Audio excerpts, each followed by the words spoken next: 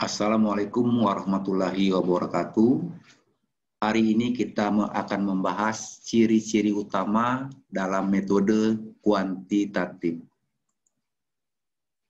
Banyak yang beranggapan bahwa metode kuantitatif jika menyangkut angka-angka. Padahal dalam metode kuantitatif harus ada syarat dan ciri khas yang harus terpenuhi. Nah, di sini kita akan membahas 4 syarat mutlak dalam metode kuantitatif. Yang pertama, dalam metode kuantitatif harus ada hubungan kausal. Sedangkan di dalam metode kualitatif, hubungan kausal ini tidak diperlukan atau tidak mutlak. Hubungan kausal adalah hubungan sebab akibat, atau juga disebut pengaruh variabel bebas terhadap variabel terikat. Dengan demikian minimal harus ada 2 variabel yang diteliti. Contoh dari hubungan kausal ini adalah pengaruh kepemimpinan terhadap kinerja karyawan, di mana kepemimpinan adalah variabel penyebab, sedangkan kinerja adalah variabel akibat. Ada juga contoh kasus lain, umpamanya pengaruh motivasi terhadap kinerja karyawan atau pengaruh kepemimpinan terhadap budaya organisasi. Berikutnya adalah adanya hipotesis.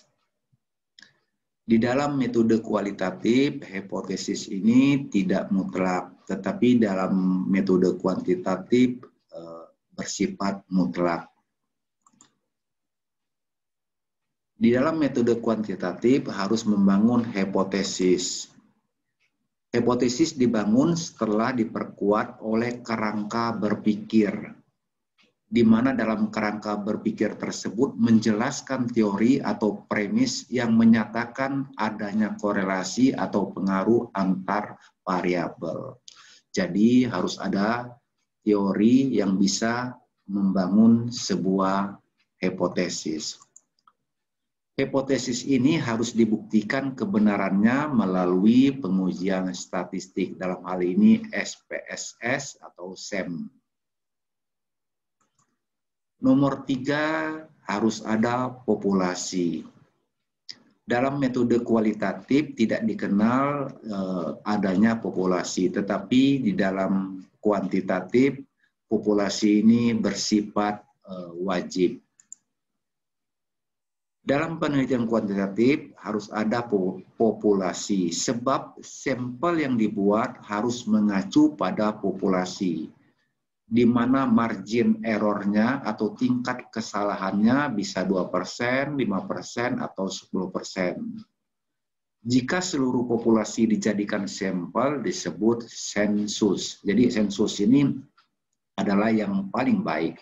Tetapi kalau jumlah populasinya di atas 10.000 adalah mustahil kalau kita menyebarkan kuesioner sebanyak itu. Maka yang diperlukan adalah sampel. Yang keempat, kuesioner. Di dalam metode kuantitatif, kuesioner ini mutlak adanya. Sedangkan di dalam metode kualitatif, kuesioner ini tidak mutlak. Karena di dalam metode kualitatif lebih banyak penekanan pada wawancara. Instrumen dalam metode kuantitatif adalah kuesioner. Jadi kuesioner ini merupakan instrumen yang sangat penting. Tapi sebelum kuesioner disebarkan harus diuji validitas dan reliabilitasnya. Jika valid dan reliable, baru kuesioner tersebut disebarkan ke seluruh sampel. Kuesioner harus mengacu pada dimensi atau indikator dari variabel yang diteliti. Jadi kuesioner itu tidak boleh dibuat seenaknya, tapi harus mengacu kepada dimensi atau indikator dari variabel yang diteliti. Catatan, jika hipotesis terbukti maka menjadi teori. Nah, beberapa perguruan tinggi mempersyaratkan hipotesis harus terbukti. Bila mana hipotesis tidak terbukti, maka variabel penyebabnya harus diganti. Sedangkan variabel terikatnya tidak boleh diganti sebab dia merupakan isu sentral.